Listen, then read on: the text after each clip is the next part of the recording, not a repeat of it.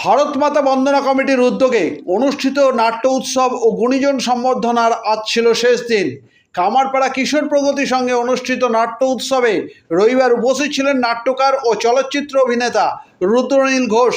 উপস্থিত ছিলেন সমাজসেবী গৌতম চ্যাটার্জি, অধ্যাপক গৌর গড়াই, সমাজসেবী স্বরাজ ঘোষ, বেচু নায়েক সহ আরও অনেকে। শেষ দিনে নাটক মঞ্চস্থ হয় রিফান্ড। পরে আজকের এই কর্মসূচি সম্পর্কে জানান অভিনেতা রুদ্রনীল ঘোষ ও ভারত মাতা বন্দনা কমিটির সভাপতি মিন্ময় মজুমদার। চুঁচুড়া থেকে প্রবীর ঘোষালের রিপোর্ট। ভারত মাতা বন্দনা কমিটির যে নাট্য উৎসব দুদিনের, তাতে আজকে শেষ দিন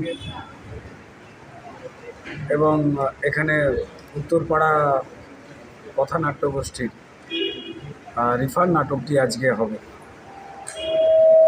তো প্রথমত হয়েছে যে এসে তো অবশ্যই ভালো লাগছে। একজন নাট্যকর্মী হিসেবেই আমার কাজ শেখা, থিয়েটারের কাজ, এবং মানুষের কাছে আমাদের সমাজের যে ভ্যালুয়েবল দিকগুলো, গুরুত্বপূর্ণ দিকগুলো, যেগুলো থেকে, যে মূল্যবোধের জায়গাগুলো থেকে আমরা সরে যাই, সেগুলোকে কিন্তু নাটক খুব অনায়াসেই, খুব সহজেই আঙুল দিয়ে দেখিয়ে দেয়। সমাজের যে নানান ধরনের অস্থিরতা বলুন বা অন্ধত্ব বলুন, সেগুলোকে খুব সুন্দরভাবে মানুষের সামনে তুলে ধরে এই অন্ধকার কাটাতে নাটক বরাবরই সাহায্য করে এসেছে।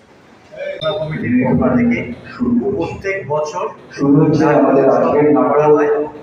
তার অঙ্গ হিসাবে 2025 সালে 2 দিন ব্যাপী আমাদের নাট্য উৎসব চলছে। যমুনা অনুষ্ঠিত হয়েছে, আজকে রিফান্ড অনুষ্ঠিত হচ্ছে। আজকে গৌতম চট্টোপাধ্যায়, বিশিষ্ট সমাজসেবী এবং বিশিষ্ট অভিনেতা মাননীয় রুদ্রনীল ঘোষ মহাশয়।